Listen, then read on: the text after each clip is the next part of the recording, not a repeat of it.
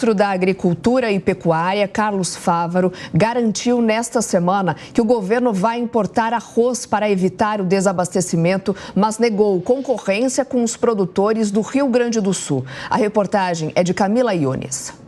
O ministro da Agricultura, Carlos Fávaro, descarta a possibilidade de desabastecimento no país e considera que a fala do presidente Lula sobre faltar arroz e feijão foi força de expressão. Quando o presidente falou arroz e feijão, não pode faltar alimento na mesa das pessoas, é isso. E o arroz e feijão tem esse símbolo, mas didaticamente. Agora, na prática, dizer, a preocupação é com o arroz. Por quê? Porque o Rio Grande do Sul produz 70% do arroz brasileiro, que a área plantada em 2023-24 foi 7,5% maior. E a safra, apesar das perdas dessa enchente, deve ser 4,5% maior. Portanto, está no rumo certo. Vamos produzir mais arroz, vamos produzir mais feijão, mais trigo, mais milho, alimentar bem a população brasileira e vender mais, exportar. Nesta quarta-feira foi publicada a medida provisória que permite a importação de arroz. A expectativa da pasta é adquirir cerca de 104 mil toneladas do cereal.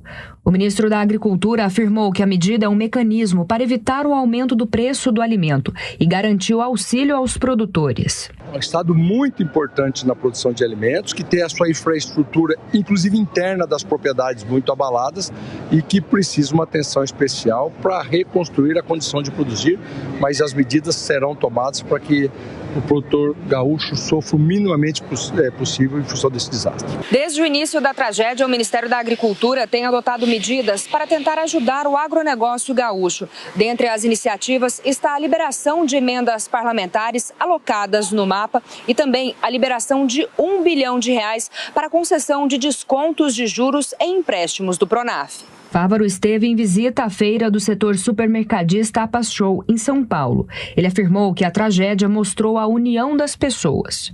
Apesar da tragédia, nós estamos podendo vivenciar um momento da grandeza do coração dos brasileiros, da solidariedade dos brasileiros. Deus talvez permitiu que essa tragédia acontecesse para nós mostrarmos o tanto que o brasileiro é unido, querido e solidário. E estamos fazendo e vamos fazer muito pelo Rio Grande do Sul. Carlos Fávaro não descartou transferir o gabinete para o Rio Grande do Sul, mas disse que isso não deve acontecer neste momento. Abrimos já nossa janela de análises aqui no Jornal da Manhã deste domingo. Conosco hoje, Mano Ferreira. Mano, muito bom dia para você. Essa garantia de importar arroz é uma saída viável, na sua opinião? O Procon aqui de São Paulo, por exemplo, já está de olho também no sentido de evitar, os aumentos abusivos e também essa questão do desabastecimento é outra importante foco, nesse momento. Bom dia, Soraya. Bom dia, nossa audiência.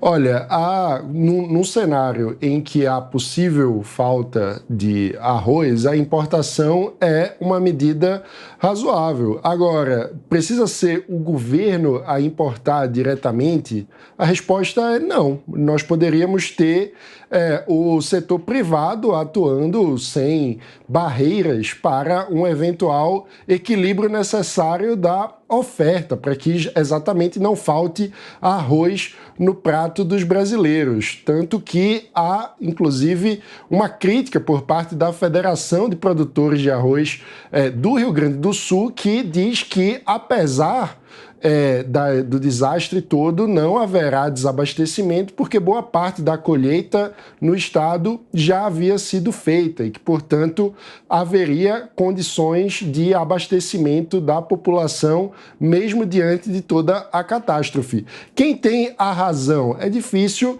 saber efetivamente antes que o preço se altere, porque a gente sabe que, no fim das contas, o que mostra a situação de um determinado produto no mercado, se ele está em alta, se está em baixa, se está faltando, se está atendendo adequadamente, é o comportamento do preço. E se o preço subir, naturalmente os produtores vão tentar, os comerciantes vão tentar importar o produto. O que não dá é para a gente ter um dirigismo estatal tão grande a ponto de, inclusive, cogitar fazer uma embalagem com a logo do governo, como se fosse uma forma de querer fazer politicagem com a tragédia. Isso aí realmente não é aceitável, a gente ter uma partidarização, uso político em tempos de tragédia, num momento tão importante de união nacional. Era o momento do governo atuar desburocratizando e retirando qualquer tipo de empecilho para a atuação da iniciativa privada e não tentando substituí-la.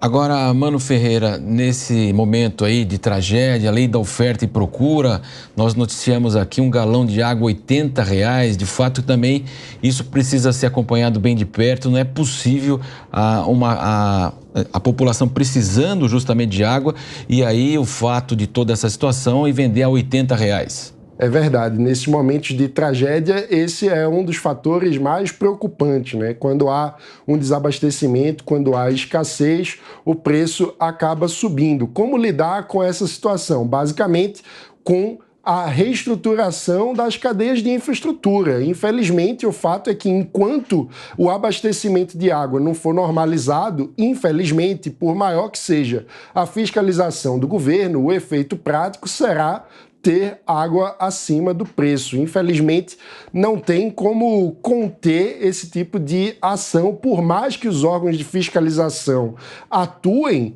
Na verdade, o que a gente vai ver é que enquanto faltar água, haverá quem tente vender acima do preço. Então, nesse sentido, o grande esforço do setor público precisa ser na reestruturação da infraestrutura para recriar as condições de abastecimento de água com normalidade. Infelizmente, enquanto isso não ocorrer, as autoridades vão ficar basicamente enxugando gelo, tentando encontrar aqueles que estão nessa catástrofe, fazendo o preço acima do razoável, mas só vamos normalizar isso quando normalizarmos de novo o abastecimento da água. Precisamos ter oferta à altura da demanda e nessas situações de catástrofe isso é sempre muito difícil.